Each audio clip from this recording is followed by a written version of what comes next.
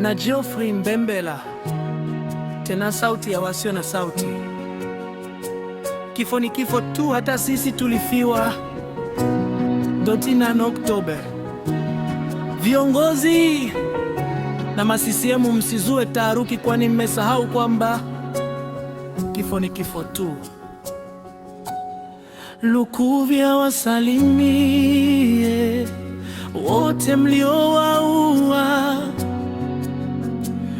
9 Oktoba kwa makusudi, damu zao zinaendelea kuwalilia wauaji masisiemu.